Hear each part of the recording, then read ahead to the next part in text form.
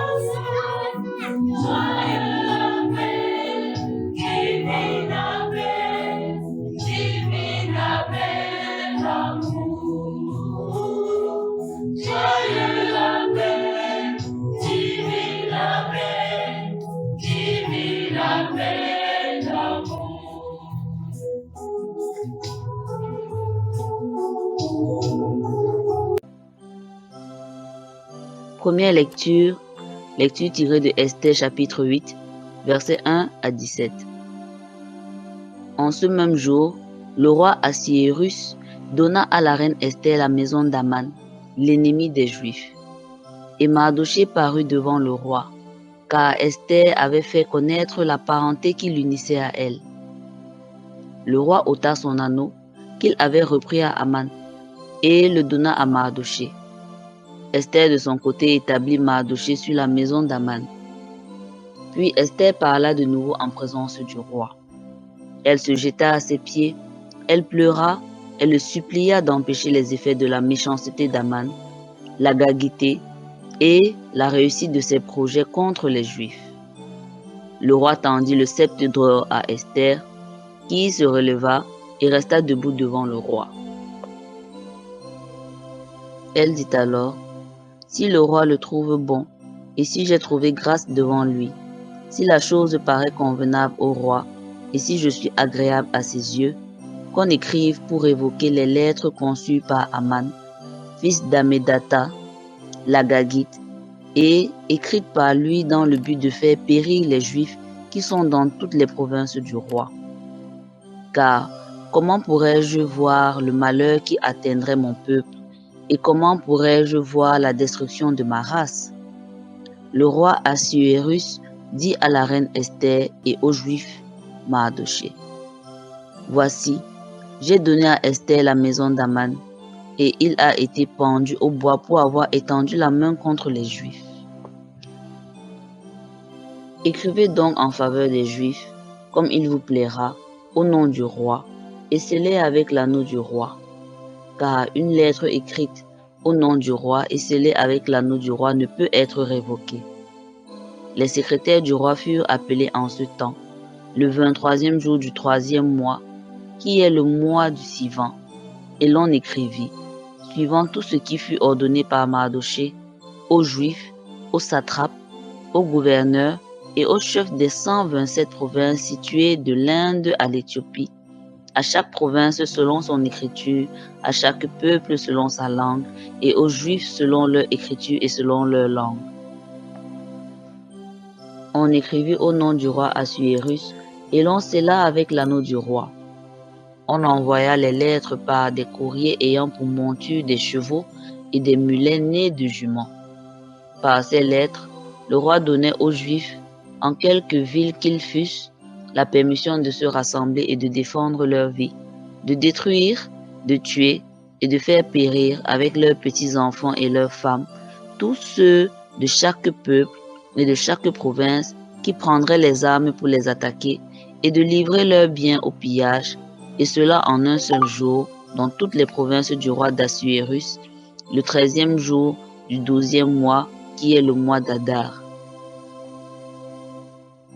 Ces lettres renfermaient une copie de l'édit qui devait être publié dans chaque province et informait tous les peuples que les Juifs se tiendraient prêts pour ce jour-là à se venger de leurs ennemis.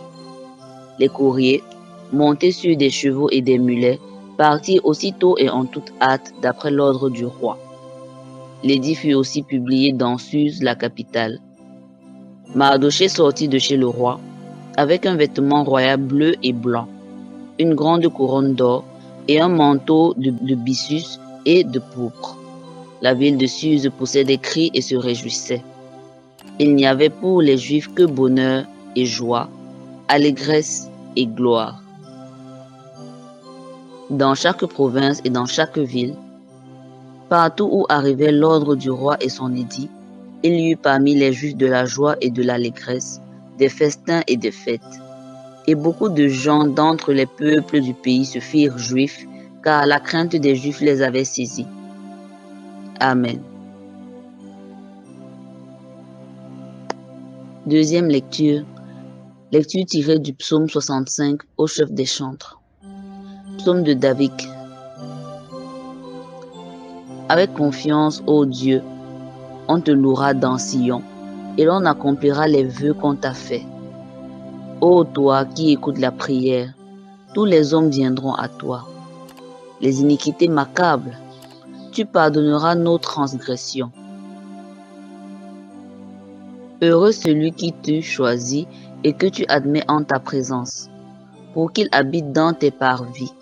Nous nous rassasierons du bonheur de ta maison, de la sainteté de ton temple. Dans ta bonté, tu nous exauces par des prodiges, Dieu de notre salut.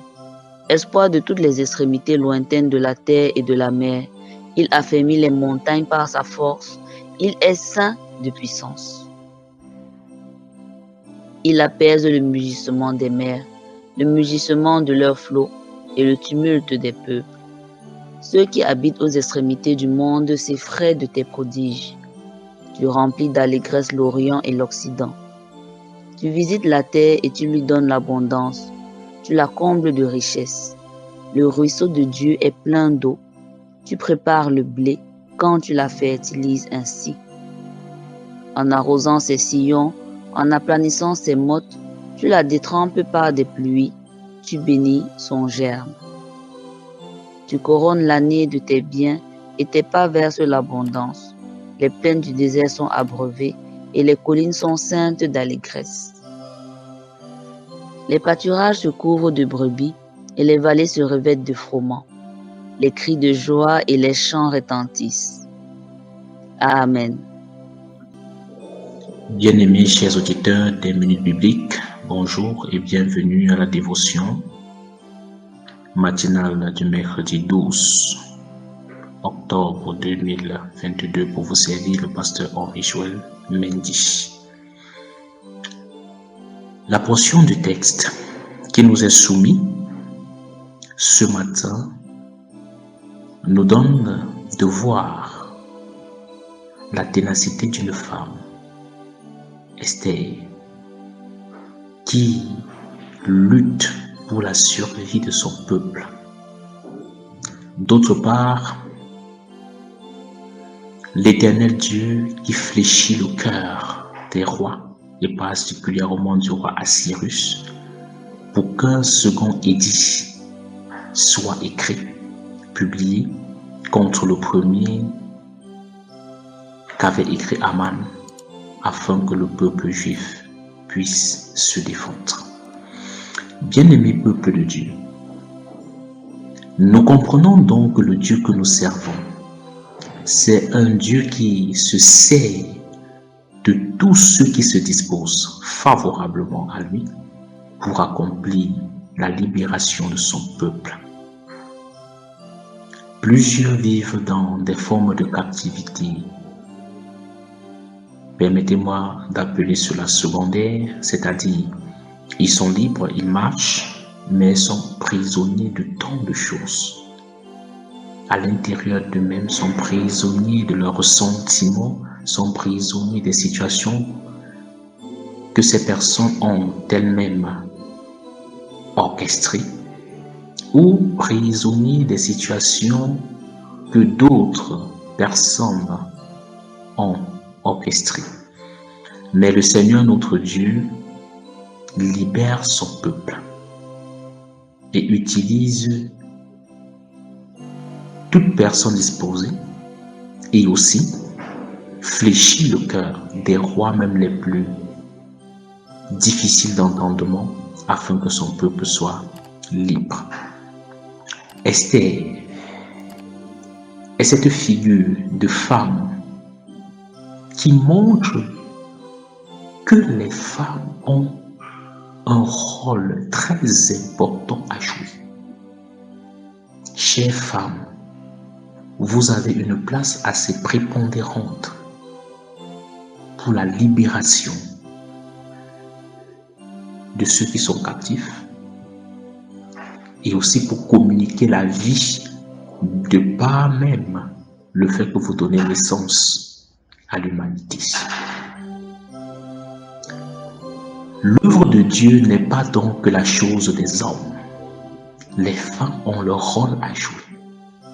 Et nous voulons dire à nos mamans et à nos sœurs, vous n'êtes pas seulement utiles à la cuisine, vous n'êtes pas seulement utiles dans les lieux de service, mais vous êtes aussi et fortement utiles et interpellés à agir pour la libération de l'homme et de tout l'homme. Tel est le plan de Dieu.